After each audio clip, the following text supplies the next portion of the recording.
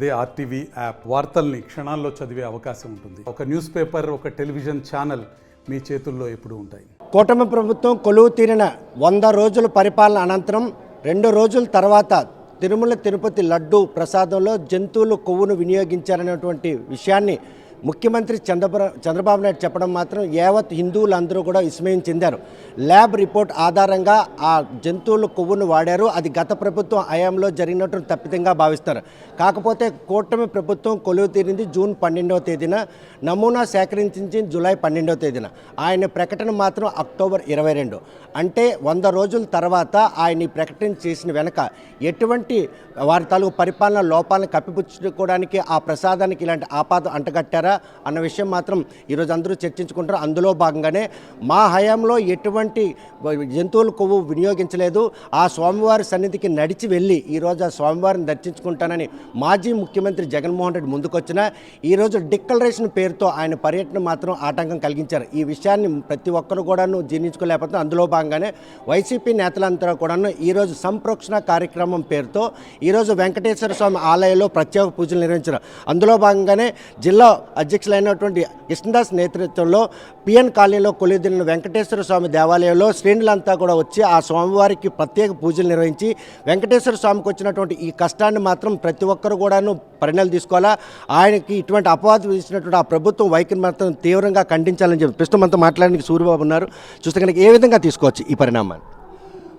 ఈరోజు గౌరవ ముఖ్యమంత్రి మాజీ ముఖ్యమంత్రి జగన్మోహన్ రెడ్డి గారు పిలుపు మేరకు, పార్టీ హైకమాండ్ పిలుపు మేరకు ఈరోజు కృష్ణదాస్ ఆధ్వర్యంలో ఈరోజు వెంకటరామూర్తి కోవిల్లో పూజా కార్యక్రమం చేశాం. ఈ నిన్న ప్రెస్ మీట్లో గౌరవ అధ్యక్షులు జగన్మోహన్ రెడ్డి గారు అన్ని విషయాలు కూడా ప్రజలకు తెలియజేశారు.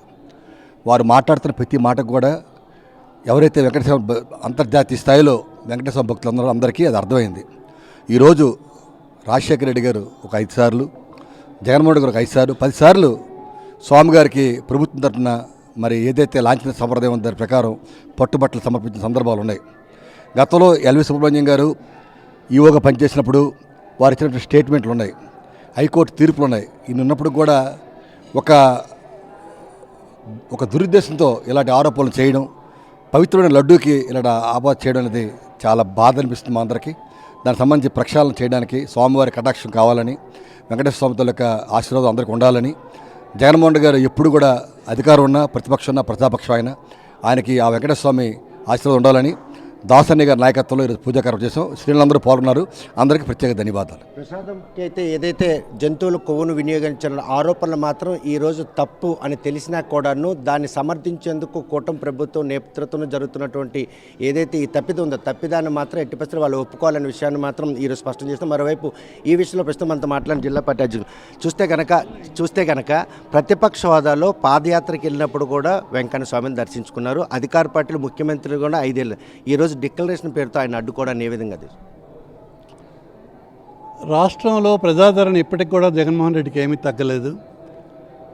కూటమి ప్రభుత్వం అధికారికి వచ్చిన తర్వాత ఎన్నికల ఫలితాలు వచ్చిన మొదటి రోజు నుంచి కూడా అత్యంత దారుణమైనటువంటి పద్ధతిలో రాష్ట్రంలో వాళ్ళు ప్రవర్తించిన తీరు చాలా హేయమైనటువంటిది.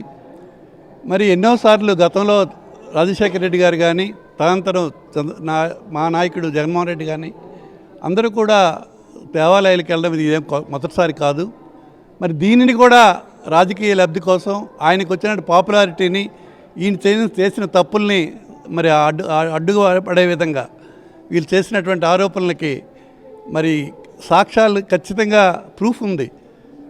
మరి పరీక్షల్లో తిరస్కరించినటువంటి నెయ్యి ప్రసాదంలో కలిసిందని చెప్పినటువంటి మాట వాస్తవం కాదన్నది తెలిసిపోయింది.